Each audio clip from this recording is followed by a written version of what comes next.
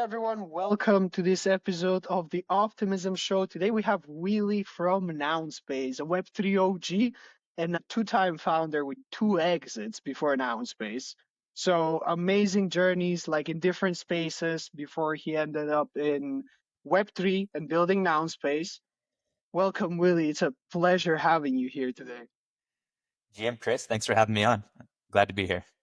Yeah, I'm really looking forward to this. I know you're building some awesome stuff with Nounspace and really around the community and channel aspects on Farcaster and on-chain social as well.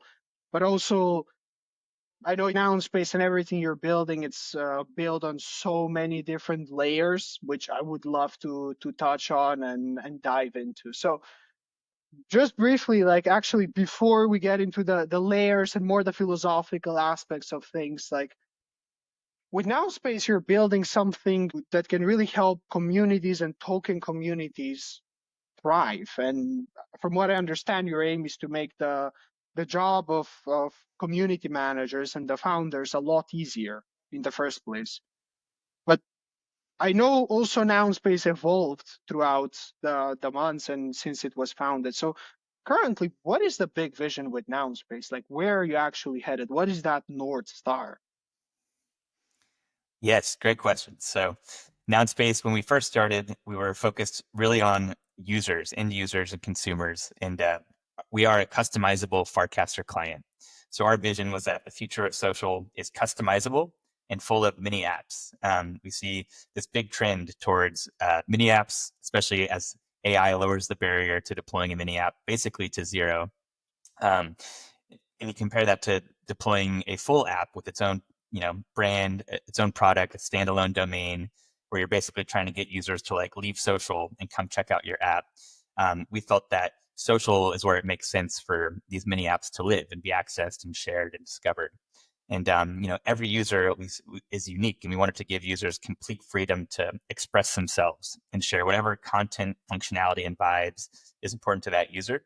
And we felt social is the best place to do that. And with Farcaster, it's just a unique opportunity to build a social network without having to create the actual network itself from scratch. So our initial vision was to be, the best Farcaster client, and we felt customizability and mini apps plus community ownership. We felt like the future of social should be community owned. That was kind of our North Star. But over the past year, we've realized that it's pretty hard to compete with Warpcast, and even Warpcast alone is kind of struggling to find that strong product market fit and get enough user adoption to sustain the app. So we've pivoted a bit since then. And like you said, we see this unique opportunity with communities where each community is not only unique, but they have all of this content and functionality that currently lives outside of social. So every community has a social presence. Maybe they have multiple social presences. But again, for all this content functionality that lives outside of social, they're constantly trying to get people to leave social to come check out their website, their forum, their governance, their application, their token. And we felt that with the Legos that we've already built, we could basically give communities the tools to unify all their content and functionality on social. And so that's kind of how we pivoted and what we're focused on now. You've heard probably people talk about like channel clients and the idea that each channel could potentially have their own client. But we've learned that it's really hard to build a competitive client. And so we have the Legos, and what we want to do is enable communities to really easily and permissionlessly deploy their own version of Nounspace with their own domain, their own branding, their own homepage with whatever content and functionality is important to them, including like embedding their entire website basically as a tab right alongside their Farcaster channel, and then a directory of their members where just like these token spaces, we launched token spaces about a month ago, where now every token on base has a space on Nounspace with the chart for their token's price, free swaps powered by Matcha, a feed of all the mentions of that token on Farcaster, a live chat the community can token gate, and a little links widget, basically like a links tree. And we give that to every token by default. But then what's important is that the community and the token can come customize their own space. And so it's pretty hard for a community to build their own client, let alone even their own website. And so our new vision is to basically like be that homepage for these communities where it's not just a website, but it's their social content and then their community all in one place. And What also natively integrated with Farcaster, so it's not a standalone island or silo, but something that is integrated with the broader community. One question over there, when it comes to, because right now I know that you're focusing a lot more on token projects and managing their communities as well. But at least from my perspective, how I see it, like it would have such a bigger impact, even for projects that are either, for example, newsletters or different communities of companies. Like they could have it inside of Nounspace. Is that correct? Exactly. So, and again, maybe a newsletter is just one piece of your community. And you can have, instead of trying to get people to leave social to go read your newsletter or to go listen to your podcast, you can have that all embedded natively. And for these tokens, it's really important because the barrier to deploy a token has also gotten towards zero. Now you can just, with Clinker, you can just tag a bot and boom, your token's live. And a lot of these tokens are launching without a website, without even a Telegram chat. So we're giving them that right out of the box and making it easy for them to then customize it however they want. Yeah, like having it fully customized and practically having everything in one place. I'm really curious, like when it comes to the community, and how do you actually define community in the sense of noun space? Because I understand like noun space as a platform opens up so many different words, so many different worlds to how what the community really is, because it's like an aggregator platform as well, like if you see it from the outside. So from your understanding, like I'm really curious to hear like how do you define community, and how does the engagement between community members work within noun space, so like it it can be further incentivized, the community can continue living, which is something that a lot of projects are struggling just because of how fractured like a lot of these things are. Yeah, great question. So, I mean, I think of communities as just like a group of people with either a shared vision, shared belief, shared interest. It can be kind of any of those things. And Nouns is a great example of an online community, and they funded Nounspace initially. And one of the things that Nouns does really well is build open source tech and tooling for communities. And I see that as one of the big use cases for Web3 is basically empowering communities to have trustless and autonomous control and just more efficiently coordinate without having to have centralized power structures that are ultimately in charge of the community. Um, so I think it's really hard to build a community like you're alluding to. I think it's something that every crypto project struggles with, and I'm a big believer in the power of community. I think that although DAOs have really struggled to reach scale and efficiently coordinate relative to like centralized organizations, I think that AI can help with that, and I think that yeah, if we can basically, instead of trying to build a community from scratch, which is essentially what Farcaster is trying to do with like the shared interest of Web3, what if we go take a different approach and go to existing communities that are already out there and just provide them the best tool for their community to coordinate? And that's what we're kind of focused on is how can we find these existing communities that would love to have a platform like Nounspace, but that is just unattainable for them to build that from scratch and just give that to them out of the box. Yeah, so practically really shortcutting their entire process. And from what you told me earlier as well, it's like right now you're also developing a white label solution. So any community that would value a platform like Nounspace, they can just have a platform just exactly like Nounspace, but their own. Exactly. And this is something that Nouns does pretty well already. Not only can anyone fork Nouns and deploy their own auction contract out of the box thanks to BuilderDAO. So we want to not only give all these Nouners communities a perfect platform where they can have their governance and their auctions and their community members, and then all these different niches within their community, give them a platform. But something that Nouns also does well is supports like niche communities. So like I don't know if you've ever heard of like kendamas. It's like a game that people play and it has like a very strong community. And there's now kendama DAO. And so and Nouns has funded projects within kendama as well as within Mhm. esports and skateboarding and basically all these existing communities, providing them with Nounish tooling so that the community can coordinate. We want to extend that and give these communities their own customizable platform. Yeah, which makes perfect sense when you think about it. It's just layer upon layer upon layer, which helps these projects on one side look really professional, which is like looking at it from a non-tech perspective of Web3 and being like mostly in the media space, I personally believe Web3 has a massive presentation problem.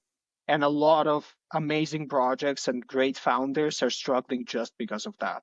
And when you see it, the projects that are the easiest to communicate things, they're the ones that make it out there. So you're bridging a gap that a lot of founders need.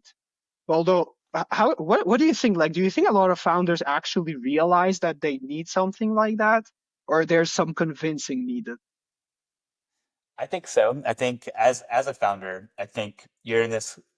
You're struggling to both build a product that's useful and that people actually want to use, but then also get the word out there. And if you are a product that's structured as a DAO, then you also need to build that community. So you have like different priorities that are competing with each other, and you only have so much time. But it is super valuable, obviously, for any of these projects that want to grow a community to make it easy for community members to both discover them and then get involved. So like that's what I think of as kind of the two core needs for community builders is one, you got to have dank memes. So you have to make it really clear what is your community about and why would somebody like be interested in joining your community. So like Gitcoin's a great example. Like they're funding open source public goods. Give it like rewarding those who do good and have a positive impact. Those are clear means where there's people all around the world who are interested in being a part of that. They have similar missions and visions.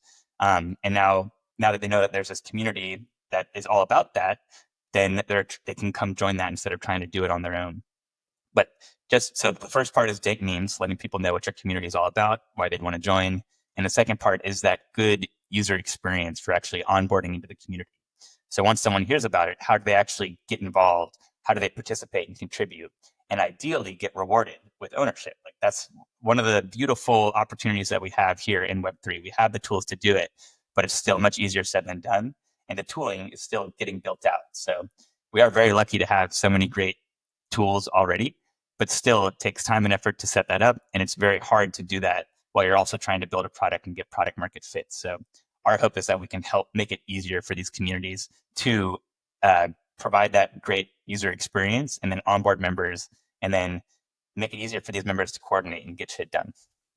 I'm really curious, like when we're on that point, it's like making it easier for communities and for people to use the platform and to actually even spread the word after that. I'm really curious in the past, since you've been building Nounspace for a while now, what are some things, some challenges maybe you encountered along the way? Well, we all have that when we build something where maybe you are like, okay, this is absolutely going to work, but then you had to pivot. And how was the art of the pivoting on those occasions as well? Yeah, I mean, you nailed it. We've definitely kind of been on this roller coaster for a while where ever since day one, we have a vision that we believe strongly in. We build it, and then you have these expectations, and pretty much consistently, although we've had some multiple wins along the way, it hasn't worked out quite as well as we hoped and anticipated. So basically, at every step of the way, my philosophy for building is always just trying to figure out what is the most impactful thing that we could build. What we only have so many resources. What do we prioritize? And part of that is brainstorming, coming up with different ideas, and then just making your best educated guess that this is the most important problem that we can realistically solve, and this is what we think is going to move the needle the most. And so that is something that we think about a lot. Is like we're torn between just like polishing and making like the existing app that we have just work better, versus like here's some new concept like the token spaces that we launched a month and a half ago, where we see a new problem that no one has really solved that we can solve, and and then we do our best to basically solve it and then see like, did that work? Did that move the needle as much as we hoped it would? And with token spaces, we did see a lot of growth. It's the most traction that we've had since we launched, but still not the level of usage that we need to actually have a sustainable platform. So that's why this next concept is the community spaces and enabling communities to deploy their own version, which I think, yeah, I'm bullish on it. I think it's the best idea that we have that we think can really move the needle. So that's what we're focused on now. Hopefully that does the trick. If not, we'll reassess. We'll look at what other opportunities and problems we can solve. And we've built such a solid foundation. We have some really great tech, some really powerful Legos. So yeah, trying to now figure out too, like instead of just building something from scratch, how can we utilize the existing Legos and platform and foundation that we've built to then solve a big problem that people really care about? Yeah, so practically like tweaking bit by bit to find that actual path that's gonna go forward. Because also from what you're saying and from like knowing Nounspace myself, is you're literally on the border of potentially changing user behavior. It's not a platform that just, okay, this is the behavior of users, this is the behavior of communities, we're just going to build on top of that. But you're kind of introducing like the car to a world that has horses. So that's at least how I see it from my perspective. And please correct me if I'm wrong there. No, you're right. We're building something that's pretty new, and at the same time, we're building it in Web3, and then also like in the Farcaster ecosystem. And so there's like additional layers of challenges and complexity. And I think, yeah, we're torn with both like a new idea that we think can really move the needle, but also optimizing what we have so far and like plugging the holes that we know exist. So one example of that is mobile support. Right now, we're working on mobile support because that's been a major missing piece of Nounspace, and it's hard. Like I'm honestly amazed that we do have some communities that are already using Nounspace as their home page when they know that it's not accessible on mobile yet. So that's been like one of the most requested features we have had from our existing users. So we're working to kind of plug that hole. And another one is the Farcaster barrier. So right now you need to have a Farcaster account to sign up and use Nounspace. And we're looking at basically tearing down that barrier so that Farcaster becomes opt-in, but that just with like Hmm. even an email, not even a wallet, you can sign in and customize your space.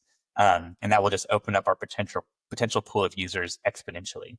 How So we're balancing basically plugging those holes and then also taking additional shots on goal that we think can really move the needle. I'm curious, like, how would that look like? Because that would change things up as well. Like for the users, like they would not even have to know it's Web3. Like they would not even have to know it's blockchain. So I'm really curious, like, if Farcaster is optional, like co that would mean that like outside communities that are not even in blockchain or remotely connected to blockchain would be able to just leverage the power of Nounspace without even knowing it's blockchain. Exactly. And that's something that excites us quite a bit. It's also, a challenge in and of itself. It's like often like our initial strategy was like, let's focus on Web3. That's where we're familiar. That's where we can get traction and solve some problems. And then eventually we'll expand to Web2. And now we're basically getting to the point where we think it makes sense to basically open up the floodgates. And, we'll have to start doing some like videos on TikTok to try and reach that broader community. But yeah, it gets us excited. And hopefully we can get some of these users from Web 2 and from beyond Web 3 onboarded and then show them the benefits of Web 3 and show them Farcaster and make it opt in, which again is just a very different approach than what Farcaster itself is taking. And so that's something that we're always thinking about is like, we don't want to just try and solve the same problems that Warpcast and Farcaster are solving because they're probably going to solve those same problems better than we can. They have a lot more resources to solve those. So how can we take a different approach? And yeah, we think that opening the floodgates and making Farcaster opt in. So you can come in, you can customize your space, but if you want to cast or if you want a feed, which again, we already have support for Twitter. So not only can you have like your Farcaster feed, but you can have a Twitter feed. And ultimately, we're agnostic. We want users, and we want to just we love Farcaster. We see huge potential there. We love that we can build on top of it, but we don't want to just limit ourselves artificially when we have the ability to open up the floodgates.